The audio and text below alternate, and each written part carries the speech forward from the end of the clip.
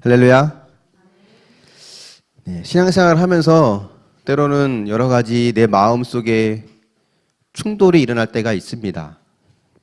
언제 그러냐면 세상의 법칙과 하나님 나라의 법칙이 서로 다르다고 느껴질 때 그렇죠. 그러니까 누가 지혜롭고 어리석은 사람인지, 누가 높은 자이고 낮은 자인지 성경이 말하는 것과 세상이 말하는 건 좀 다르는 것 같아요. 그러니까 우리는 참 늘 누구나 세상에서 지혜롭고 높은 자가 되고 싶어 하죠. 싫어할 사람 없을 겁니다. 성경에도 보면 유명한 사람이 있고 그렇지 못한 사람이 나와요. 하지만 누가 더 하나님 보실 때 더 큰 사람인가, 하나님 보실 때 누가 더 높은 사람인가는 우리의 눈으로 판단할 수 없는 것 같습니다.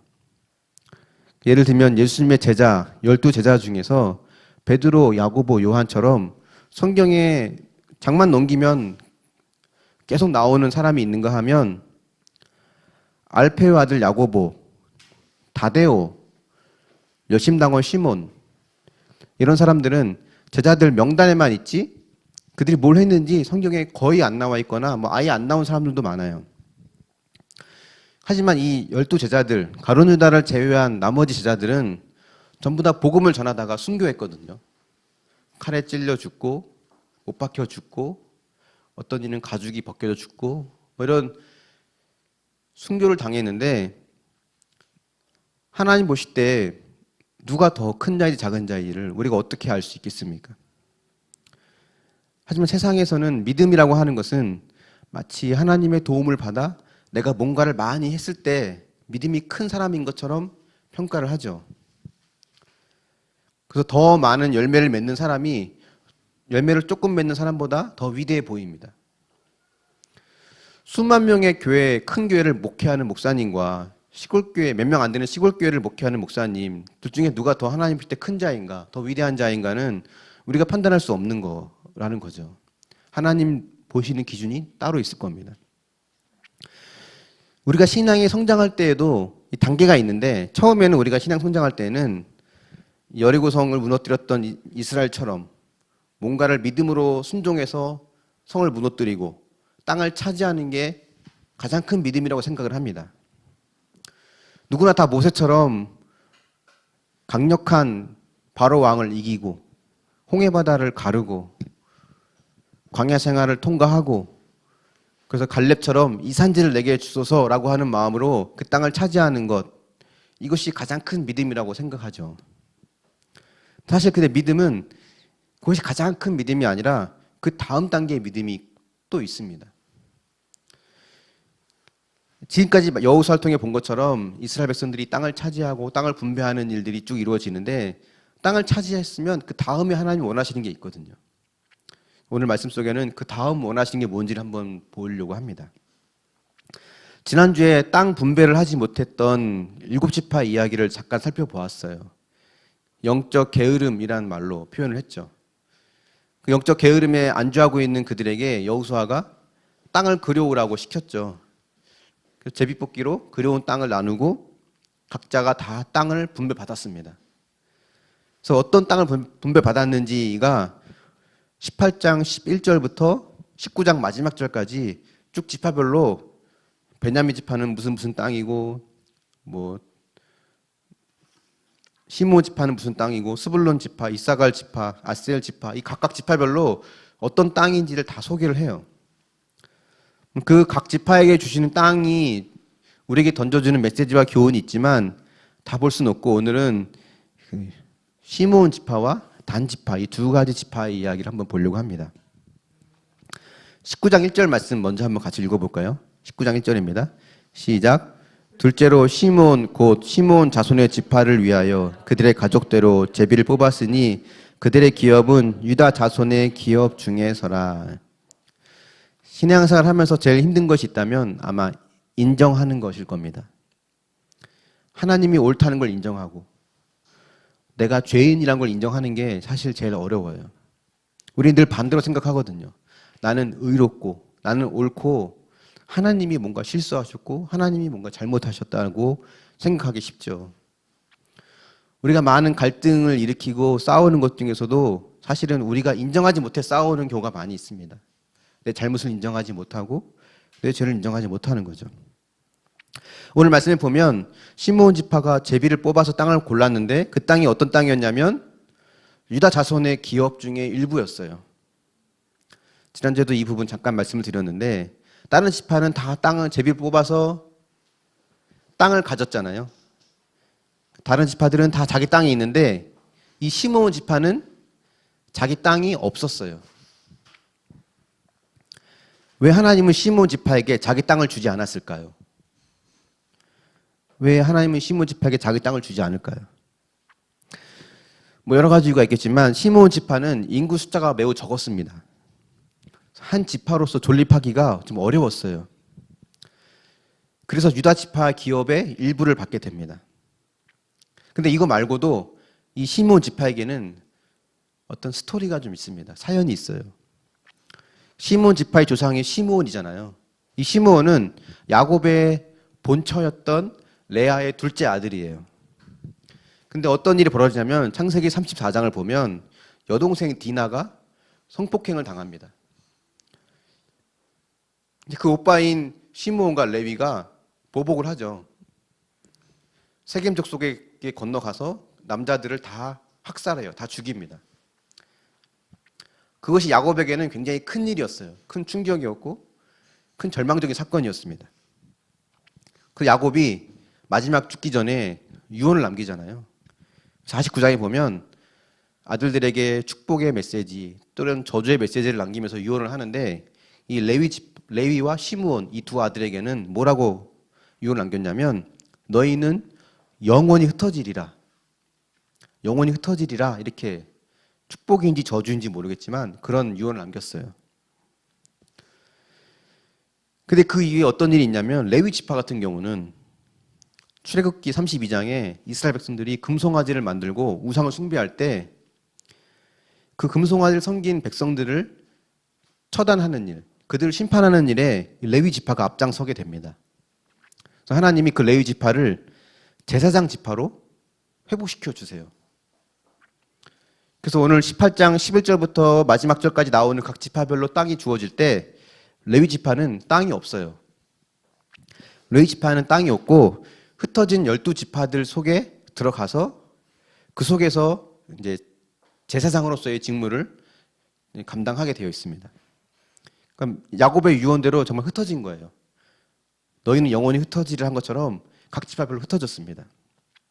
근데 이 흩어짐은 명예로운 흩어짐이죠. 좋은 흩어짐이에요. 근데 그 예언을 들었던 시므온 지파는 그렇지 못합니다. 광야 생활을 하면서 민수기 25장에 보면 이 시므온 지파 사람들이 주도적으로 모압 여인과 음행을 저질러요. 그 25장에 보면 민수기 25장에 보면 이스라엘 백성들과 모압 여인이 서로 간음을 행하고 음행을 저지를 때 모세가 이제 분노를 하게 되죠. 그래서 이제 그 음행하는 일에 앞장섰던 사람들을 심판하는 일을 하게 됩니다. 근데 그런 심판하는 분위기 있을 때 갑자기 한 남자가 나타나서 모압 여인을 데리고 자기가 살고 있는 장막 안으로 그 여인을 데리고 들어가요. 그 장면을 본 아론의 손자였던 비느하스가 창을 들고 뒤따라 들어가서 그 남녀를 창으로 찔러 죽입니다. 이때 죽었던 이 남자가 누구였냐면 시므온 지파의 족장이었어요. 지도자였습니다. 이렇게 성적인 타락으로 물들었던 시므온 지파는 광야 생활 처음에는 그 인구 숫자가 약 59,300명, 거의 6만 명가량이었는데 가나안 땅에 들어올 때에는 22,000명으로 줄어들어요. 나중에는 유다 지파에게 합쳐져서 존재도 없이 사라져 버립니다. 그러니까 야곱의 예언처럼, 야곱의 유언처럼 영원히 흩어지리라 했던 흩어짐이 이루어지게 되죠. 초라한 흩어짐이 되는 거예요. 이런 스토리가 시므온 지파에게 있었어요. 제일 약한 지파죠. 제일 약한 지파여서 땅을 따로 주지 못하고 이제 유다 지파의 땅을 차지하게끔 했습니다. 근데 사실 곤란한 상황은 누가 제일 곤란하냐면 다른 지파들은 다 땅을 받았지만 나는 땅 한 평 받지 못한 시므온 지파가 곤란한 게 아니라 더 곤란한 사람들은 유다 지파 사람들이에요. 유다 지파는 자기가 힘들게 차지한 땅을 내줘야 되거든요.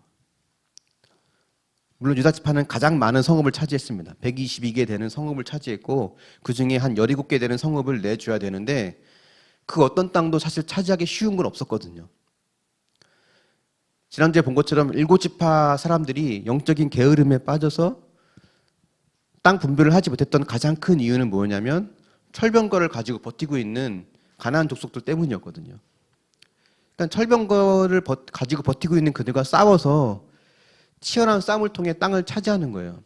그러려면 그 전쟁에는 반드시 누군가의 희생이 있습니다. 그 땅을 차지하기 위해서 내 남편이 죽었을 수도 있고 내 아들이 죽었을 수도 있고 누군가의 남편과 아들이 전쟁터에서 싸우다 죽은 거예요. 그 희생을 치른 결과 그 땅을 차지했는데 이제는 그 땅을 나눠주라고 합니다. 유다 지파가 땅을 나눠주거든요. 유다 지파가 땅을 나눠준 거는 단순히 땅이 많으니까 많으니까 이 중에 일부야 하고 떼어준 게 아니라 사실 유다 지파도 시몬 지파와 같은 성적인 범죄와 연관되어 있는 지파거든요. 그들 조상인 유다가 며느리 다말과 간음을 행한 일이 있잖아요. 그것이 그 지파에 대대적으로 내려오는 수치의 사건입니다. 그러니까 유다 지파는 자기들도 죄인이니까 또 다른 같은 죄인인 시므온을 품을 수 있었던 거예요. 그들의 땅을 내어주는 것은 유다만이 할 수 있는 적용이었습니다. 땅을 내어주는 게 여기서 끝나느냐? 그렇지 않아요. 21장에 보면 레위 지파에게 각 지파들이 자신의 땅을 일부를 내어줍니다. 왜냐하면 레위 지파는 제사를 담당하는 지파였잖아요. 그래서 자기들 땅이 따로 있는 게 아니라 각 지파별로 흩어져서 그들이 준 땅에 거하면서 그들의 제사 업무를 담당해줘요. 근데 그들이 어떤 땅을 줄 건지는 제비를 뽑아서 정하거든요. 여러분이 만약에 땅을 쭉 넓게 가지고 있는 사람인데 어느 땅은 평당 몇 천만 원 하는 강남 땅과 같이 노른자 같은 땅이 하나 있고 어떤 땅은 저 그린벨트로 묶여 있어서 평당 몇 천 원밖에 하지 않는 개발할 수 없는 그런 쓸모없는 땅이 있다고 한다면 여러분 같으면 어떤 땅에 제비 뽑히기를 간절히 기도하겠습니까? 저 임대료 많이 나오는 저 좋은 땅은 냅두고 저 쓸모없는 땅을 주는 게 좋지 않겠어요? 그게 우리의 바람이겠죠. 그렇다면 하나님은 어떻게 하실까요? 이것만은 안 됩니다 하면 여러분 인생 살아봐서 아시지만 이것만은 안 됩니다 하면 하나님 꼭 그거 가져가시거든요. 여호수아 21장 19절 11절 말씀 앞에 나와 있는데 한번 같이 읽어볼까요? 시작.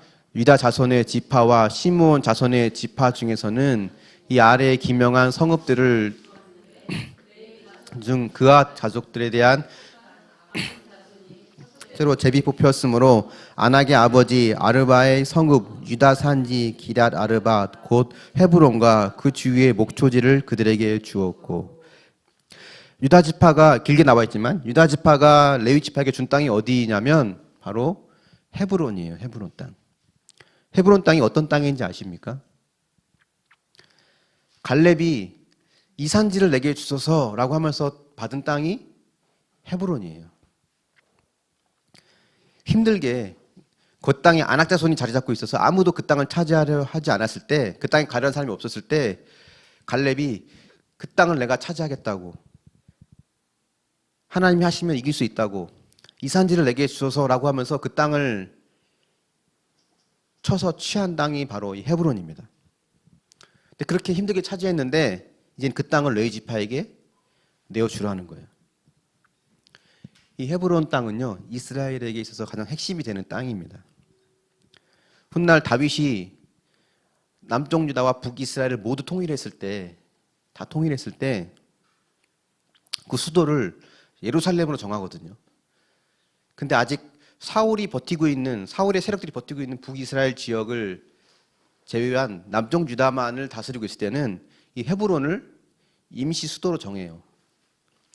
그만큼 수도 역할을 할 만큼 헤브론이 중요한 곳이고 우리로 말하면 서울 한복판과 같은 곳입니다. 하나님이 제비를 뽑았는데 하필 어디가 뽑히냐면 가장 노른자 땅이라고 할 수 있는 가장 중요한 곳이라고 할 수 있는 헤브론을 뽑히게 한 거죠. 이쯤 되면 유다 지파 입장에서 보면 억울하지 않을까요? 화가 나지 않을까요? 도대체 왜 나한테 이러시냐고, 왜 우리한테 제발 왜 이러시는 거예요? 시몬 지파에게는 땅을 주라고 하지 않나?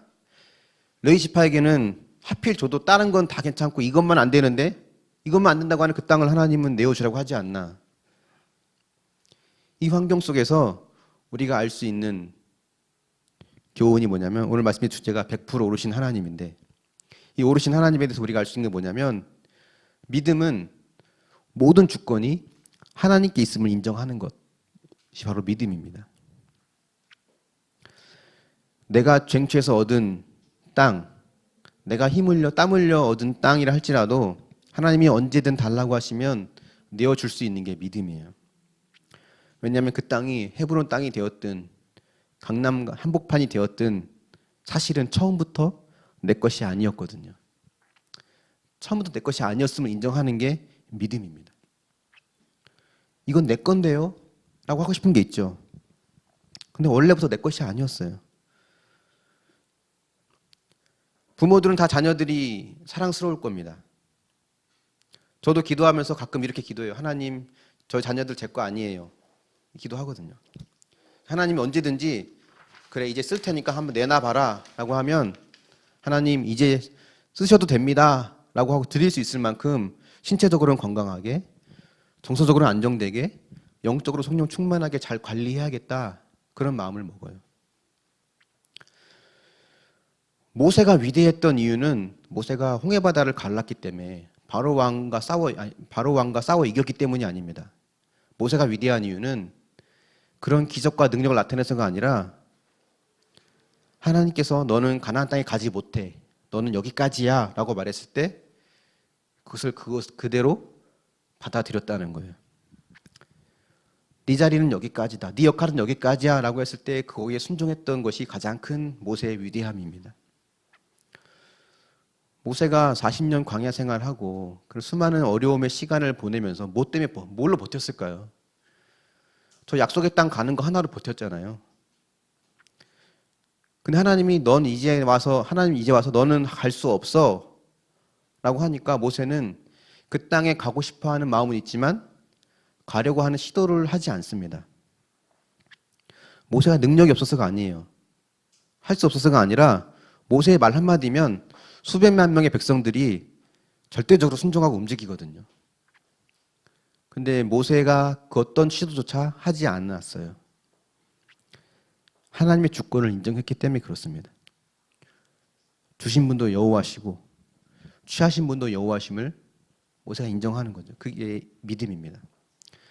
예수님이 위대한 이유는 그분이 물 위를 걷고 오병이의 기적을 행하고 죽은 자를 살리고, 그래서 예수님이 위대한 게 아니에요. 예수님의 진정한 위대함은 그런 능력을 발휘할 수 있음에도 불구하고 그 능력을 발휘할 것을 거절하시고 십자가에서의 죽음을 받아들이신 그 모습 속에 예수님의 위대함이 나오는 겁니다. 신앙의 위대함, 믿음의 위대함은 내가 뭔가를 행했다가 아니라 때로는 하나님이 내게 주신 것들, 당연히 내 거라고 여기는 그것을 이제 내놓을 수 있겠니? 라는 말 앞에 우리는 순종하는 것이 신앙의 위대함이라는 거죠. 한번 적용해 보십시오. 여러분에게 묻겠습니다. 여러분, 당연히 내 것이라고 생각하는 것이 있습니까? 아직도 포기하지 못하고 있는 것이 있나요? 재산, 자녀들의 성공, 명예, 직업, 내 생명까지도 편하고 싶은 마음, 인정받고 싶은 마음, 다 내가 통제하고 싶은 마음, 이 모든 것들을 하나님께 때로는 내게 포기하라고 하실 때 포기할 수 있는 게 믿음입니다. 100% 오르신 하나님의 두 번째 교훈 중에 하나 뭐냐면, 하나님의 요구에는 하나님의 계획이 있다는 거예요. 왜 유독 유다 지파에게만 그렇게 하셨을까요?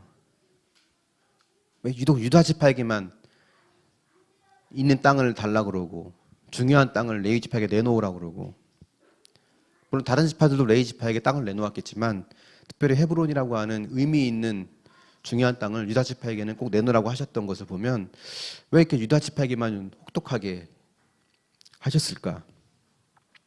그 이유는 유다 지파가 중요하기 때문에 그래요.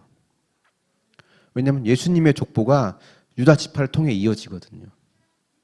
예수님이 유다 지파의 후손으로 오잖아요. 그래서 우리도 이런 불평, 이런 탄식이 나올 때도 있습니다. 하나님 왜 저한테만 이러세요? 왜 나한테만 이런 일을 주냐고 탄식을 할 때가 있죠. 그렇다면 하나님 아마 이렇게 말씀하실 것 같아요. 네가 중요하기 때문이야. 네 가정이 중요하기 때문이야. 너를 통해, 네 가정을 통해 할 일이 있어. 하나님 그렇게 말씀하실 것 같습니다. 하나님은 절대로 우리를 그냥 쓰지 않으세요. 꼭 우리의 힘을 빼십니다.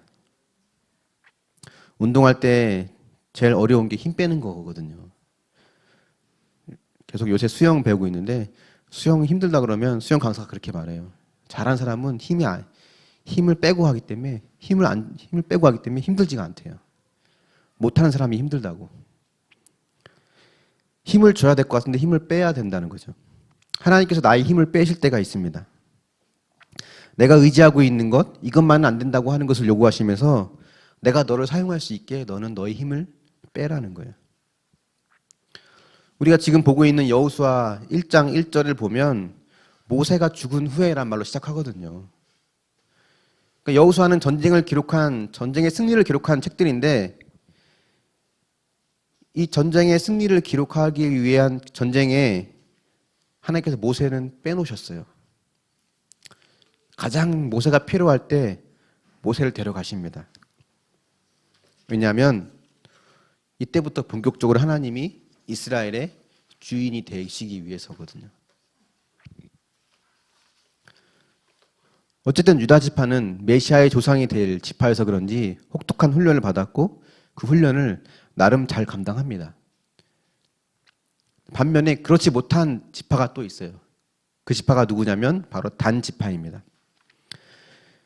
19장 47절 말씀 한번 같이 볼까요? 19장 47절입니다. 시작. 그런데 단 자손의 경계는 더욱 확장이 되었으니 이는 단 자손이 올라가서 레셈과 싸워 그것을 점령하여 칼날로 치고 그것을 차지하여 거기 거주하였음이라. 그들의 조상 단의 이름을 따라서 레셈을 단이라 하였더라. 이 단이란 이 지파는 가나안 땅 가장 중앙에 있는 땅을 분배받습니다. 인구도 굉장히 많아요. 6만 4천 명 정도 되는데 다른 지파들에 비해서 굉장히 많은 숫자입니다. 그래서 그런지 자기들이 분배받은 땅은 그들이 살기에는 좀 좁았어요. 게다가 사사기 1장, 13장을 보면 주변에 아모리 족속, 블레셋 족속이 계속 괴롭힙니다. 그래서 이들이 자기들 마음대로 북쪽으로 가서 레바논 골짜기에 있는 레센이라는 지역까지 가서 쳐들어가 칼날로 취하고 그 지역을 자기들의 이름을 따서 단이라고 이름을 정해요. 그러니까 12지파들 중에서 유일하게 하나님이 주지 않은 땅을 차지하고 하나님이 주신 땅은 차지하지 않은 지파가 바로 단 지파입니다. 근데 오늘 이 아까 읽었던 47절 말씀을 보면 어쨌든 땅이 넓어졌잖아요. 다른 지역이라 할지라도 하나님이 명한 땅이 아니라 할지라도 더 좋은 곳으로 더 넓은 곳으로 갔잖아요. 그러면 우리가 볼 때 좋은 일 아닌가? 더 좋은 일 아닌가? 이렇게 생각하기 쉽습니다. 근데 우리는 지경을 넓혀가는 이 과정을 볼 필요가 있어요. 유다 지파도 지경을 넓혀갔는데 유다 지파는 갈렙이 이 산지를 내게 주소서라는 마음으로 그런 믿음을 가지고 믿음의 확장을 한 거거든요. 믿음의 순종을 통해서. 한 단지파는 하나님이 주신 땅을 차지하지 않는 불순종을 통해서 다른 땅을 차지하는, 그래놓고는 이것이 하나님이 하신 일이라고 이야기하는 그런 모습이 바로 단지파의 모습입니다. 우리가 그런 상황이 될 수 있거든요. 집은 좁고 집에는 아모리 같은 남편과 블레셋 같은 부인이 나를 괴롭히고 있고, 이런 내 안에 해결해야 될 많은 관계의 문제들이 있는데, 많은 사람들이 이 단이 그 어려운 환경을 피해 다른 곳으로 도망간 것처럼 집 안에 있는 문제를 제껴두고 회피해서 다른 곳으로 문제를 해결하려고 하는 모습들이 늘 우리 안에 있을 수 있습니다. 석수 계실 때 그런 남편들의 불만을 좀 들었거든요. 부인이 전도하고 봉사하고 선교하고 교회 일을 많이 하는데 집에서는 지금 해결해야 될 문제들이 산적히 쌓여 있는 거예요. 그러니까 부인이 갈등을 회피하고 문제를 해결하기 싫어서 밖으로 나가서 다른 곳으로 문제를 해결하려고 한다는 거예요. 물론 쉽지 않죠. 아모리 같은 남편과 부인, 블레셋 같은 자녀와 이웃을 만나고 함께 사는 게 얼마나 갈등이 많겠어요. 힘들고. 하지만 우리가 뭐 여름에 주제 큐티 했던 거 기억나신 분은 아실지 모르겠지만 갈등 충만이 곧 성령 충만이라고 했거든요. 갈등을 자꾸 피하려고만 해서는 해결이 안 됩니다. 내가 아무리 그걸 피하는 마음으로 전도를 열심히 하고 섬기고 봉사를 많이 해도 하나님 속지 않으세요. 내가 지켜야 될 영역이 있습니다. 내가 감당해야 될 경기가 있어요. 그 안에서 우리 하나님을 전해야 되죠. 부부 관계, 부모와 자녀의 관계, 형제의 관계, 직장 상하의 관계, 이 모든 관계 안에서 그 안에서 하나님을 전해야 되는 거예요. 안에서 해결해야 될 문제를 밖에서 열심히 하는 다른 것으로 해결하는 그 사람들의 그 마음 속에는 기복 신앙이 깔려 있습니다. 내가 열심히 노력하면 하나님이 이 문제를 해결할 거라고. 지금 남편과 자녀들은 죽어가고 있는데 내가 열심히 전도하고 봉사하고 교회를 열심히 하면 하나님이 내 가정을 책임져 줄 거라고 하고 하는 잘못된 회피의 마음을 가지는 것이 그들 안에 있는 기복 신앙의 모습이에요. 하나님으로부터 보상받으려는 마음이거든요. 이런 기복 신앙의 마음을 가졌던 단지파가 취해서 얻은 이 레센 땅은 훗날 북이스라엘이 금송아지를 숭배하는 우상 숭배의 중심지가 됩니다. 그러니까 우리에게 찾아오는 고난이 있거든요. 이 고난은 피할 것이 아니라 싸워 이겨야 될 것들이에요. 힘든 환경이 있다고 해서 내가 그 환경을 피하면 결국 우리는 말씀을 떠나게 되고 결국 자기 성취, 기복신앙의 모습으로 전락해 버릴 수밖에 없습니다. 그들이 아마 이렇게 하나님이 주신 땅이 아닌 다른 땅을 차지해 놓고는 더 좋은 땅, 더 넓은 땅인 걸 보고 신의 한 수다라고 생각했을지 몰라요. 하지만 그렇지 않습니다. 그들이 그렇게 얻은 땅은 아수르에 의해서 제일 먼저 멸망을 하게 됩니다. 다른 것보다 빨리 멸망해요. 신의 한 수가 아니라 최악의 악수가 됩니다. 그러니까 이런저런 이유로 취하기 싫은 가까이 가고 싶지 않은 그 땅이 사실은 하나님이 그들에게 주신 최고의 땅이었던 거예요. 제비 뽑아 얻은 땅이 좁을 수 있죠.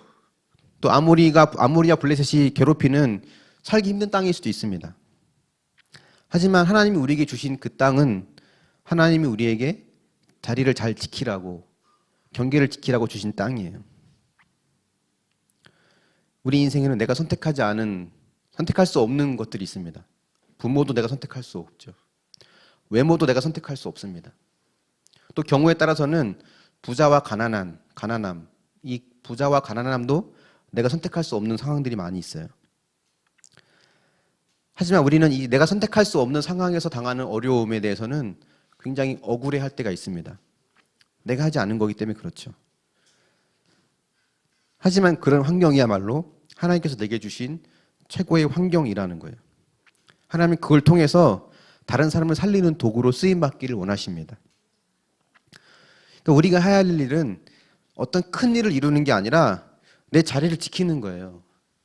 내 가정을 지켜내는 것, 내 공동체를 지켜내는 것. 이게 하나님이 내게 주신 환경에서 인내하며 나를 향해 주신 그런 사명의 자리인 것입니다. 그 환경은 나를 힘들게 하기 위한 환경이 아니라 다른 사람을 살리기 위한 사명의 환경이라는 거죠. 유다가 성적인 죄를 지은 시므온을 품은 것처럼 나의 환경과 나의 죄는 그 문제가 하나님 앞에 해결됐을 때 다른 사람을 살리고 회복시키는 도구가 될 수 있습니다. 하나님이 달라고 할 때에는 계획이 있어요. 뜻이 있습니다. 내가 선택할 수 없는 것이었지만 그 선택할 수 없는 그것은 하나님이 누군가의 구원과 누군가를 살리기 위해서 내게 주신 것이고, 그것을 통해서 나는 이제 다른 누군가를 살리고 구원할 수 있는 하나님의 도구가 될 수 있다는 겁니다. 한번 적용해 보십시오. 내가 선택할 수 없는 환경, 사건을 억울하다고 생각하십니까? 아니면 감사하게 생각하십니까? 억울하다는 생각에 그 억울함을 해결하기 위해서 내 힘으로 해결하려고 한 것이 무엇이 있나요? 돈입니까? 명예? 자녀들의 성공? 혹 돈으로 가난의 억울함을 해결하고, 성형으로 외모의 억울함을 해결하고, 이혼으로 가정의 억울함을 해결하고, 그런 다른 것으로 내 안의 문제를 해결하고 하는 모습이 있지 않나요? 그런 모습이 바로 내 안의 돈과 외모, 행복의 우상 때문이라는 것이 인정이 되십니까? 말씀의 결론을 맺어보겠습니다. 하나님은 100% 옳으신 분이에요. 실수가 없으신 분입니다. 하지만 때로는 우리가 이해할 수 없는, 우리가 받아들이기 힘든 환경을 우리가 허락하실 때도 있습니다. 우리는 그런 조그만 불편한 환경, 조금만이라도 이해될 수 없는 사건 앞에 우리는 늘 억울해합니다. 내가 선택하지 않은 환경과 사건으로 고통을 당하는 것은 억울한 일이죠. 근데 그런 억울한 마음이 들 때 여러분 전혀 억울해하지 않는 주님을 생각해 보자는 거예요. 그분은 하늘의 영광을 다 버리고 이 땅의 가장 낮은 자의 모습으로 내려오셨습니다. 뼛속까지 죄인인 나를 구원하시기 위해서 죄가 없으신 그분께서 죄의 대가를 받으셨어요. 모욕을 당하시고 침뱉음을 당하시고 발가벗겨져 십자가에 못 박히셨습니다. 짓지도 않은 죄 때문에 죄인 취급을 당하셨어요. 그렇게 형벌을 받으신 주님은 조금도 억울해하지 않으셨습니다. 왜냐하면 우리를 사랑하시기 때문이에요. 그리고는 이해할 수 없고 해석되지 않는 현실에 억울해하고 있을 나에게 찾아오셔서 이렇게 말씀하십니다. 내가 너와 함께 있다고.